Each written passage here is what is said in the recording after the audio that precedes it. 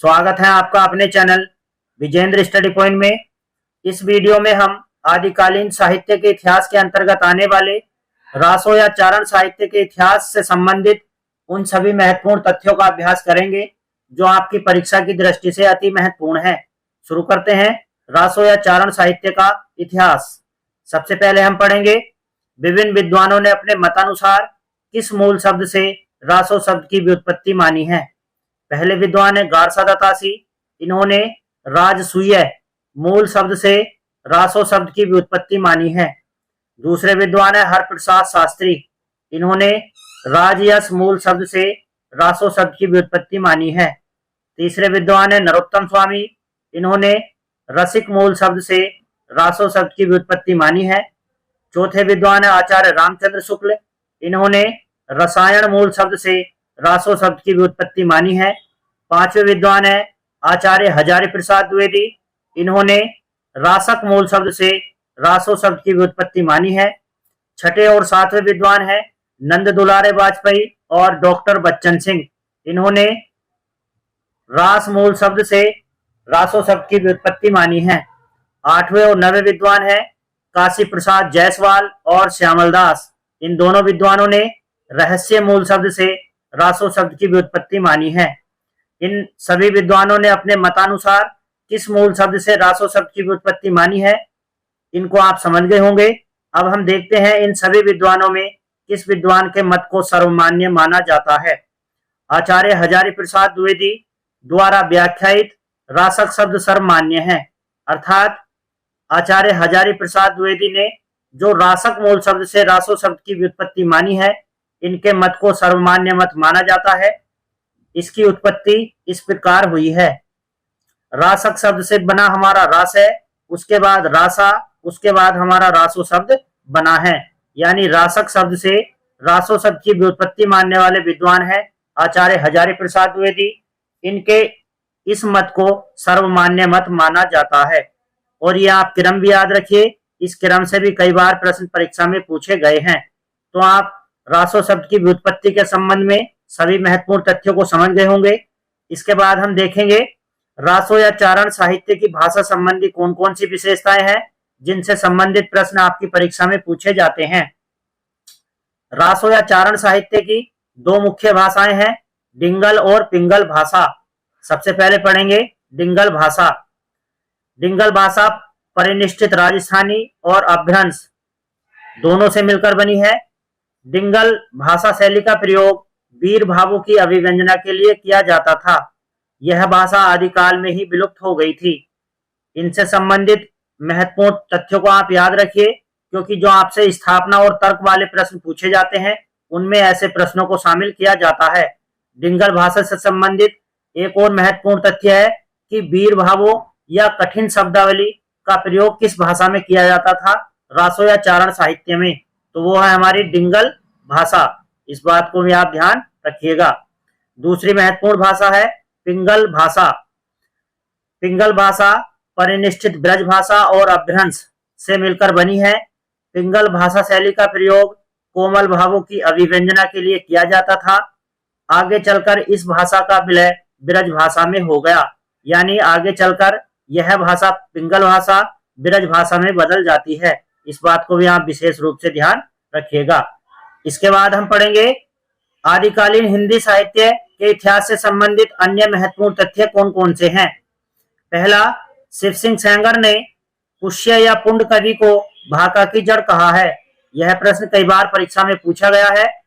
इस वीडियो में जितने भी महत्वपूर्ण तथ्यों को मैंने शामिल किया है आपकी परीक्षा की दृष्टि से अति महत्वपूर्ण है, इसलिए आप इस वीडियो को अंत तक जरूर देखिए। दूसरा, आदिकालीन हिंदी साहित्य में सर्वाधिक लोकप्रिय छंद दोहा था। तीसरा, कवि भूपाल, जिनका समय 10वीं शताब्दी है, हिंदी के प्रथम कवि हैं जिन्होंने दोहा चौपाई छंद में भगवत गीता का अनुवाद किया। यह प्रश्न भी कई बार नेट की परीक्षाओं में पूछा गया है कि हमारे हिंदी के ऐसे कौन से कवि हैं जिन्होंने दोहा चौपाई छंद में भगवत गीता का सर्वप्रथम अनुवाद किया, तो इसको आप समझ गए होंगे। चौथा, अपभ्रंश के प्रमुख छंद पदड़िया के श्रेष्ठ कवि स्वयंभू माने जाते हैं। इस बात को भी आप ध्यान रखिए। और पदड़िया छंद 16 मात्राओं का छंद है। इस बात को भी आप ध्यान रखिएगा। पांचवा, आचार्य हजारी प्रसाद द्विवेदी ने आदिकाल को अत्यधिक विरोधी और व्याघातों का युग कहा है। यह कथन भी कई बार परीक्षा में पूछा गया है। इसके बाद डॉक्टर रामविलास शर्मा का एक महत्वपूर्ण कथन है, इसको समझिए। चूंकि व्याकरणिक दृष्टि से अपभ्रंश हिंदी से भिन्न है, इसलिए अपभ्रंश को हिंदी साहित्य के इतिहास में सम्मिलित नहीं किया जाना चाहिए। अब हम पढ़ेंगे रासो या चारण साहित्य के कवियों और उनकी रचनाओं से संबंधित महत्वपूर्ण तथ्य। मैंने इस वीडियो में जितने भी तथ्यों को शामिल किया है आपकी परीक्षा की दृष्टि से अति महत्वपूर्ण है, इसलिए आप प्रत्येक तथ्य को ध्यान से देखिए। पहले कवि हैं दलपति विजय। इन्होंने खुमार रासो ग्रंथ की रचना 9वीं शताब्दी में की थी। यह एक प्रबंध काव्य है। इसकी भाषा राजस्थानी है। इस ग्रंथ में वीर रस की प्रधानता है। यह 5000 छंदों में रचित काव्य है। इस ग्रंथ में चित्तौड़ नरेश द्वितीय के युद्धों का वर्णन है। इसकी प्रामाणिक हस्तलिखित प्रति पूना संग्रहालय में सुरक्षित है। यह प्रश्न कई बार डीएसएसबी, टीजीटी, पीजीटी और नेट परीक्षा में पूछा गया है। इन सभी तथ्यों को आप समझ गए होंगे। इसके बाद देखते हैं खुमार रासो की प्रमुख पंक्तियां कौन कौन सी हैं। पहली, पीऊ चित्तौड़ न आवियु सावड़ पहली तीज, जोबे बाट बिरहिणी खिणखिण अड़वे खींच। यह पंक्तियां भी कई बार परीक्षा में पूछी गई हैं। दूसरी महत्वपूर्ण पंक्तियां हैं संदेशो पिण साहिबा पाछो किरियन ना देहे, पंछी घालिया पिंजरे छूटन रो संदेश संदेह। यह पंक्तियां भी परीक्षा की दृष्टि से अति महत्वपूर्ण है। रासो या चारण साहित्य के दूसरे महत्वपूर्ण कवि हैं नरपति नालह। इन्होंने विसल देव रासो ग्रंथ की रचना की है। अगर आपसे सन पूछा जाए तो सन है 1155। अगर आपसे संवत पूछा जाए तो है 1212। इस बात को आप ध्यान रखिएगा। यह ग्रंथ मूलतः गे काव्य था, अर्थात विसल देव रासो ग्रंथ की जो विधा है वो है गे काव्य। 4 खंडों में विभक्त 128 छंदों की कृति को माता प्रसाद गुप्त ने संपादन किया था, अर्थात विसल देव रासो ग्रंथ का संपादन करने वाले विद्वान है माता प्रसाद गुप्त। हिंदी का प्रथम 12 मासा वर्णन इसी कृति से प्राप्त होता है, जिसका आरंभ कार्तिक मास से होता है। यह प्रश्न कई बार परीक्षा में पूछा गया है कि हिंदी साहित्य में किस कृति से 12 मासा वर्णन की शुरुआत होती है, तो वो है हमारा विसल देव रासो। और शुरुआत का महीना कौन सा है? कार्तिक मास। इस बात को भी आप ध्यान रखिएगा। इसमें भोज परमार की पुत्री राजमती और अजमेर के चौहान राजा विसल देव तृतीय के प्रेम का वर्णन है। विसल देव तृतीय है, द्वितीय और प्रथम नहीं है। इस बात को आप ध्यान रखिएगा। कमेंट करके आप बताइए कि विसल देव तृतीय अपनी रानी राजमती से रूठकर कहां चले गए थे और कितने वर्ष बाद वापस लौटकर आए थे। कमेंट करके आप जरूर बताइए। इसके बाद इसमें मेघदूत और संदेश रासक ग्रंथ की परंपरा मिलती है। इस बात को भी आप ध्यान रखिए। विसल देव रासो पर जिनदत्त सूरीकृत उपदेश रसायन का पर्याप्त प्रभाव है। यह प्रश्न भी कई बार परीक्षा में पूछा गया है कि विसल देव रासो पर किस कृति का सर्वाधिक प्रभाव देखने को मिलता है, तो वो है जिनदत्त सूरी की उपदेश रसायन। इसके बाद विसल देव रासो से संबंधित महत्वपूर्ण पंक्तियां अस्त्रीय जन्म काई दिगव महेश अवर जन्म थारे घणारे नटेश। यह पंक्तियां कई बार परीक्षा में पूछी गई है, इसको आप याद कर लीजिए। तीसरे कवि हैं हमारे शारंगधर। इन्होंने हमीर रासो ग्रंथ की रचना की है। प्राकृत पेंगलम में इस काव्य के कुछ छंद मिलते हैं, किंतु राहुल सांकृत्यायन जी किसी जज्जल नामक कवि की रचना मानते हैं। यानी हमीर रासो को किसी जज्जल कवि की रचना मानने वाले विद्वान है राहुल सांकृत्यायन जी। यह प्रश्न भी कई बार परीक्षा में पूछा गया है। पांचवें कवि हैं जगनिक। इनकी रचना है परमार रासो। परमार रासो से संबंधित एक एक तथ्य को आप ध्यान से देखिए। परमार रासो जिसे आलयखंड भी कहा जाता है, यह रचना 13वीं शताब्दी की मानी जाती है। अर्थात जगनिक ने परमाल रासो ग्रंथ की रचना 13वीं शताब्दी में की थी। यह रासो काव्य लोक गेय काव्य था। इसकी विधा को आप ध्यान रखिए। जगनिक महोबा के राजा परमर्दिदेव के आश्रित कवि थे। यानी जो हमारे जगनिक कवि हैं ये महोबा के राजा परमर्दिदेव के आश्रित कवि थे। इस ग्रंथ में आला और उदल नामक दो वीर सरदारों की वीरता का वर्णन है। यह प्रश्न कई बार परीक्षा में पूछा गया है कि परमाल रासो में किन दो वीरों का वर्णन है। उनका नाम है आला तथा उदल।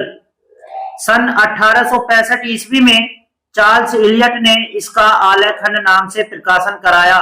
यह प्रश्न भी परीक्षा में कई बार पूछा गया है, इसलिए आप एक एक तथ्य को ध्यान से देखिए।